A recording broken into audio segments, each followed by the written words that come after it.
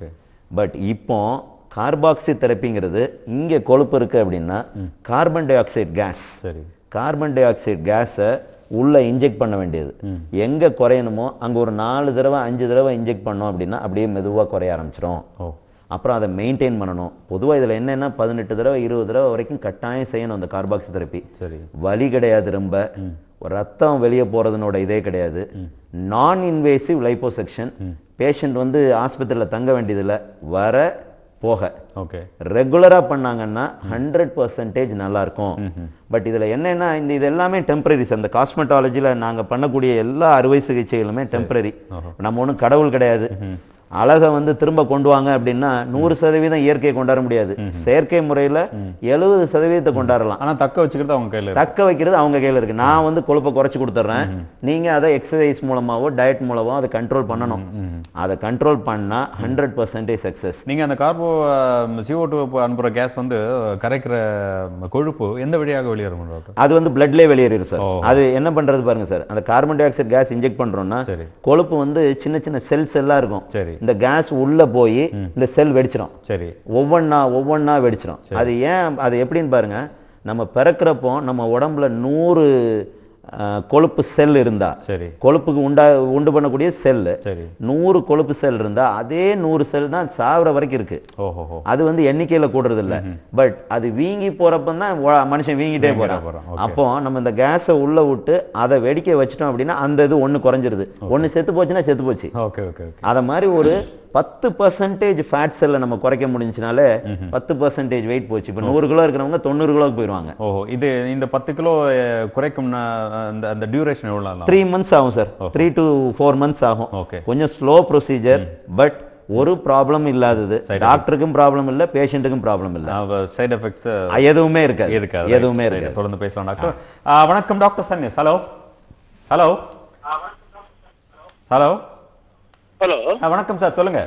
Hello, I am Kannan from Triplicane sir. சொல்லுங்க Kannan. Sir, எனக்கு வந்து 2 பிரச்சனை. சரி.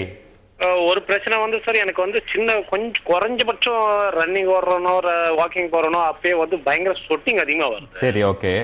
ரெண்டாவது வந்து சார், என்னுடைய சாரி பப்ளிக்கா பேசுறதுன்னு நினைக்காதீங்க, மர்ம உறுப்புல வந்து ஒரு சின்னதா ஒரு கருப்பா ஒரு மச்ச மாதிரி இருக்குது. இது தவறு என்னங்க இருக்கு? அதாவது இது ஒரு அறிவியல் கண்ணோட்டத்துல பார்க்க வேண்டியது. சந்தோஷமா இருக்கணும். இல்ல, அதுல வந்து எனக்கு வந்து this is for last 20 years. எனக்கு வந்து அதனால எந்த பிரச்சனையும் இல்ல. சரி, okay. That is for any fault or எனக்கு ஒன்றும் புரியல. ஓகே. இல்ல, இது இங்க பாருங்க, இதுல ரொம்ப சிம்பிள் பாருங்க. இந்த மர்ம உறுப்புல மச்சம் மாதிரி ஒண்ணு இருக்கு அப்படின்னு சொல்றீங்க பாருங்க, அது மச்சம் தான். நார்மலா ஒரு சின்ன கருப்பான ஒரு புள்ளி சார், அது மச்சம் தான். பொதுவா மச்சம் வந்து வெயில் படக்கூடிய ஏரியால, இப்ப இங்க இருக்கு இல்ல இங்க இருக்கு கையில இருக்கு அப்படின்னு வைங்க, வெயில அதிகம் உள்வாங்கி அது வந்து என்னவா வேணாலும் மாறலாம் பின்னாடி அப்படின்னு இருக்கு. பட் இந்த இடத்துல வெயில் பட போறது இல்ல. அதனால உங்களுக்கு காலத்துக்கும் அதனால எந்த பிரச்சனையும் வராது. அதை பத்தி பயப்படாதீங்க. சரிங்க சார். சரியா? இன்னொரு கேள்வி என்ன கேட்டீங்க? ஸ்வெட்டிங். இங்க பாருங்க, நார்மலா ஒரு மனுஷனுக்கு ஒரு நாளைக்கு ஒரு 1.5 லிட்டர்ல இருந்து 2 லிட்டர் வரைக்கும் ஸ்வெட்டிங் இருக்கத்தான் செய்யுது. உங்களுக்கு கொஞ்சம் கூடுதலா இருக்குங்கிறதுக்கு குறைக்கிறதுக்கு மாத்திரைகள் இருக்கு. பட் நான் அட்வைஸ் பண்றது என்ன அப்படின்னு கேட்டா, ரொம்ப ஸ்வெட்டிங் ஆதா நிறைய தண்ணி குடிங்க. ஒன்றும் தப்பு இல்லை. நார்மல் வெயிட் வந்து 82 kg சார். சரிங்க. 82 இல்லைங்க, அது ஒன்றும் தப்பு இல்லைங்க. 82 kgsக்காக அது வேர்வை கூடுதல் வர்றது இல்லைங்க. வேர்வை சுரப்பி கொஞ்சம் அதிகமாக இருந்துச்சுன்னா அந்த வேர்வை அதிகமாக வரும். அது வியாதி இல்லை, அதை பற்றி கவலைப்படாதீங்க. ஏன்னா இந்த வேர்வை அதிகமாக வர்றதே நம்ம உடம்பை வந்து கூல் பண்ணுறதுக்கு தான். வெளியில் உள்ளே இருக்கிற ஹீட்டை வெளியே கொடுக்கறது தான் அந்த வேர்வை. அதனால் அதை பற்றி ஒன்றும் கவலைப்படாதீங்க. அதுக்கு ஒன்றுமே செய்ய வேண்டாம், சந்தோஷமாக இருங்க. ஏன் டாக்டர், இப்போ நிறைய பேர் இந்த விழிப்புணர்வு வந்துருச்சு டாக்டர். நீ நிறைய வேர்க்குதா, கொஞ்சம் மூச்சு உள்வாங்குதா, ஏதாவது உங்களுக்கு மார்புல வலிக்குதா அப்படின்னு நம்ம அட்வர்டைஸ் மாதிரி பண்றோம். ஒருவேளை ஒரு மாரடை பாக்குறதுக்கு இல்ல, அது எப்படின்னாங்க, ஒரு இப்ப அந்த ஏர் கண்டிஷன் ரூம்ல இருக்கும். சரி, நல்ல ஃபேன் ஓடிட்டு இருக்கு. சரி, அப்போ வேர்க்குது அப்படின்னா ப்ராப்ளம். நீங்க ஓடும் போது வேர்க்குது, நடக்கும் போது வேர்க்குதுன்னா அதெல்லாம் சந்தோஷமான விஷயம். வேர்க்க தான் செய்யும், அது நல்லதுதான், ஒன்றும் தப்பு இல்லை. வெரி குட் டாக்டர், நல்ல விளக்கம். தொடர்ந்து பேசலாம். நேர்களே, ஒரு சிறிய இடைவேளைக்கு பிறகு டாக்டர் சன் நியூஸ் நிகழ்ச்சி தொடரும். காத்திருங்கள் உங்களது கேள்வியுடன். நேயர்களே, இன்றைய டாக்டர் சன் நியூஸ் நிகழ்ச்சியில் தோல் நோய்கள் மற்றும் முக அழகு குறித்த கேள்விகளுக்கு டாக்டர் ஜி ஆர் ரத்னவேல் அவர்கள் பதில் அளித்துக் கொண்டிருக்கிறார். இந்த நிகழ்ச்சியில் நீங்கள் பங்கு பெற 044442929292 என்ற எண்ணில் தொடர்பு கொள்ளுங்கள். டாக்டர் ஒரு நேயர் இருக்கார் நினைக்கிறேன். Hello. Good evening Mister Robin Moses. Good evening doctor. வணக்கம், சொல்லுங்க. I am Sudarshan from Velachery area. சொல்லுங்க சுதர்ஷன். எனக்கு 60 இயர்ஸ் ஆகுதுங்க. ஓகே. எனக்கு I have this hyperpigmentation in the face. சரி. வெயில்ல போகும்போது முகம் அப்படியே கருத்து போறது.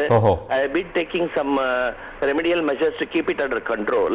எனக்கு அது குறையுது. நீங்க ஆரம்பத்துல சொன்ன மாதிரி ஸ்கின் ப்ராப்ளம் குறையும் ஏறும்ன்ற மாதிரி குறையுது. அது அப்புறம் திருப்பி வெயில்ல போனா இன்க்ரீஸ் ஆகுது in spite of using sunscreen lotions. எனக்கு ஒரு டவுட் இருக்கு. நான் ஹேர் டை யூஸ் பண்றேன். ஹேர் டை யூஸ் பண்றதுனால வெயில்ல போகும்போது ஹைப்பர் பிக்மெண்டேஷன் அதிகமாகிறதுக்கு வாய்ப்பு இருக்குதுங்களா? அதுதான் reason. I am wearing a specs for reading purposes and all. இதுல வந்து photochromatic இது யூஸ் பண்றேன். அது பிரவுன் இருக்கு, black கலரும் இருக்கு. தூங்குற நேரம் தவிர எப்ப பார்த்தாலும் கண்ணாடி போட்டுட்டு இருக்கேன்.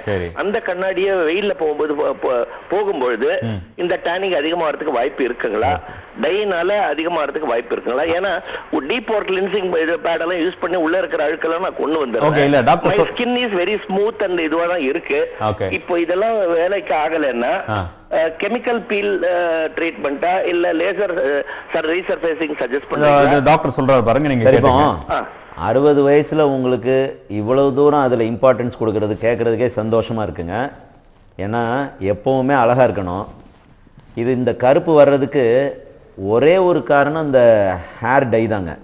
ஹேர் டை நான் ஏற்கனவே சொன்னேன், இந்த பிபிடின்னு ஒரு கெமிக்கல் இருக்குது அப்படின்னா சன்லைட்டை உள்வாங்கக்கூடிய தன்மை உள்ளது. நீங்கள் எவ்வளவு சன்ஸ்க்ரீனர் போட்டாலும் அந்த கெமிக்கல்ஸ் அந்த வெயிலை உள்வாங்கி தோலை வந்து கருக்க வச்சிரும்.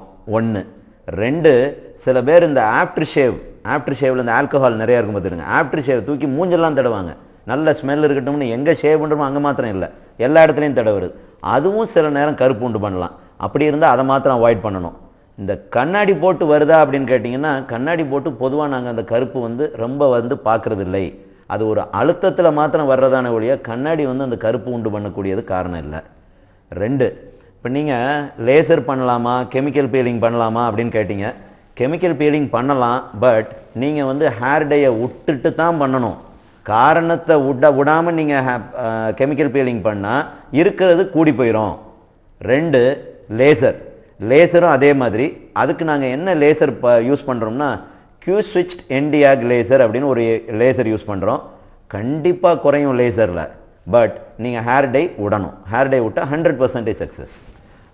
ஹேர் டை விடணும்னா இப்போ அவர் வெறும் அதுக்கு நாங்கள் என்ன சொல்லுவோம் சார், ஹேர் டை வந்து கம்ப்ளீட்டாக விட முடியாது. அதுக்கு பிளாக் ஹென்னா. ஓகே. இப்போ ஹேர் டை யூஸ் பண்ணுறவங்களுக்கு ரியாக்ஷனே இல்லாதவங்க என்ன ஹேர் டைனாலும் யூஸ் பண்ணலாங்க. சரி. ரியாக்ஷன் வர்றவங்க அந்த ஹேர் டையை விட்டுட்டு பிளாக் ஹென்னாக்கு போயிடணும். ஓகே. பிளாக் ஹென்னா போட்டோம்னா பொதுவாக சைடு எஃபெக்ட்ஸ் ரொம்ப கம்மி. ஓஹோ. அப்போ அவங்கள அந்த இதுக்கு மாறிக்கிட சொல்லிடணும். ஓகே. மருதாணின்னு சொல்றீங்க. அவ்வளோதான். கருப்பு மருதாணி. Okay doctor, right. நல்ல ஒரு தீர்வு. மற்றும் ஒரு நேயர். வணக்கம் doctor Sun News. Hello. Hello. வணக்கம், சொல்லுங்க. தாம்பரத்துல இருந்து தீபா பேசுறேன் சார். சொல்லுங்க தீபா.